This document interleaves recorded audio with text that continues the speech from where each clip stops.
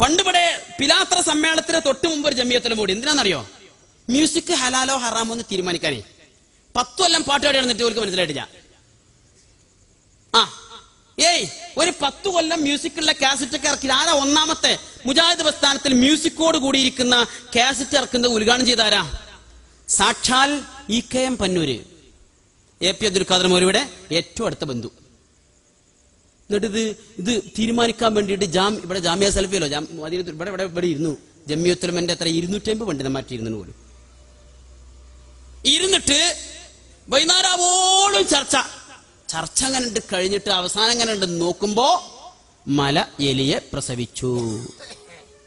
എന്തേ അത്ഭുതം! ഒന്നും സംഭവിച്ചിട്ടില്ല. പിറ്റേ ദിവസം AP അബ്ദുൽ ഖാദർ മൗലവി നമ്മളെ കാണാൻ കാരണമുണ്ട്. അന്ന് മുജാഹിദ് സെന്റർ കേന്ദ്രീകരിച്ച് പ്രവർത്തിക്കുന്ന ബിസ്മി എന്ന സംഘടനക്ക് 10 ഉറുപ്പ്യ ഉണ്ടാക്കാൻ തന്നെ ഒരു തൗഹീദ് ഗാനങ്ങളുടെ കാസറ്റ് ഇറക്കാന്ന് കമ്മിറ്റി തീരുമാനിച്ചിരുന്നു. അതിന്റെ ചുമതല അന്ന് നൽകിയത് എനിക്ക്. ഞാൻ എന്റെ സെക്രട്ടറി ആയിരുന്നു. അതുകൊണ്ട് അങ്ങനെ അതിന്റെ പ്രവർത്തനം ഏകദേശം അവസാന ഘട്ടത്തിൽ. ഇനി ഒരു റെക്കോർഡിംഗ് മാത്രമേ ബാക്കിയുള്ളൂ. AP അബ്ദുൽ ഖാദർ മൗലവിയോട് അവസാനം ഒന്ന് ചോദിച്ചേക്കാൻ കരുതി. കാരണം ഇപ്പൊ ഇടയ്ക്കൊരു ഒരു ചർച്ചയൊക്കെ കഴിഞ്ഞതാണല്ലോ. അഹമ്മദ് അതിനൊക്കെ ഇങ്ങനെ അങ്ങോട്ടും ഇങ്ങോട്ടും ഓടി നടക്കുന്നുണ്ട്. ഇപ്പൊ ഇത് ശരിയോ തെറ്റൊന്നും അറിയണല്ലോ. അതുകൊണ്ട് ഒന്ന് ചോദിക്കാൻ മൂപ്പര് പറഞ്ഞെന്താ അറിയോ? കാസറ്റ് ഒക്കെ ഇറക്കിക്കോ, അതിന്റെ ഹറാമു ഹലാലൊന്നും ഇപ്പോ നോക്കണ്ടില്ല. മ്യൂസിക് ഉണ്ടെങ്കിൽ ഉണ്ടായിക്കോട്ടെ, അതൊന്നും ഒരു വിഷയമല്ല. പക്ഷെ എന്തു ചെയ്യണം എന്നറിയോ? കാസറ്റിന്റെ പുറത്ത് എവിടെയും കാണുന്ന രൂപത്തിൽ എവിടെയും KNM എന്നോ ബിസ്മി എന്നോ എഴുതി വെക്കരുത്. ബ്രാൻഡുള്ള കള്ളേ ഹലാൽ ഹറാമാവുള്ളൂ. ബ്രാൻഡില്ലാത്ത കുഴപ്പമില്ല, പട്ടച്ചാരായ ഓക്കെ. അതിന്റെ ഇടക്കുണ്ട് പുളിക്കരങ്ങാടി കൂടുതൽ അനൗൺസ്മെന്റ് ഇങ്ങനെ വരുന്നേ. AP അബ്ദുൽ ഖാദർ മൗലവി, KN ഇബ്രാഹിം മൗലവി, MM മദനി, അലി റസാഖ് മദനി, TP അബ്ദുൽ മദനി തുടങ്ങിയ പ്രഗത്ഭരും പ്രശസ്തരുമായ പണ്ഡിത വരേണ്യന്മാർ പങ്കെടുക്കുന്നതാകുന്നു.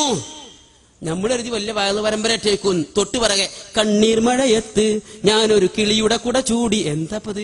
കിളിന്റെ കുടയും ചൂടിയിട്ട് ആരായി പോക്ക്?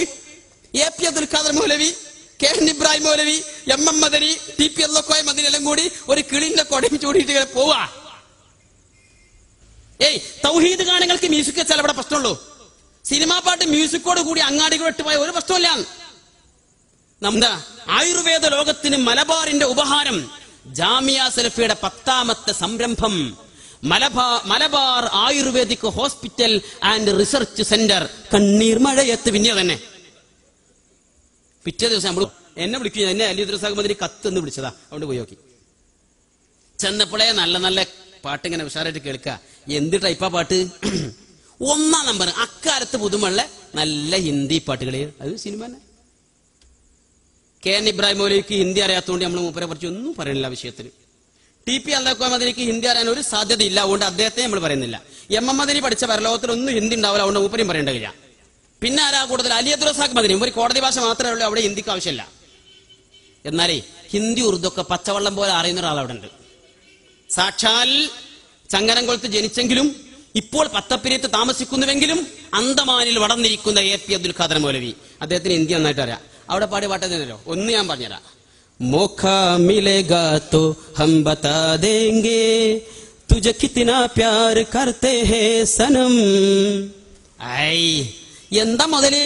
എടി പെമ്പറന്നോളെ, അന്നെ കിട്ടിയ ഒരു അവസരം കിട്ടിയ ഞാൻ പറഞ്ഞുതരാ എത്രമാത്രം എന്നെ ഞാൻ പ്രേമിക്കുന്നുണ്ട്. ഈ പാട്ടാണ് 1ാം നമ്പർ മ്യൂസിക് ഇട്ടിട്ട് അവിടെ ചാടിക്കളിച്ചിട്ടുകൊണ്ടിരിക്കുന്നത്. മ്യൂസിക് ഹറാമാ അതോ ഹലാലോ? എവിടെ നിങ്ങൾ നിൽക്കണത്?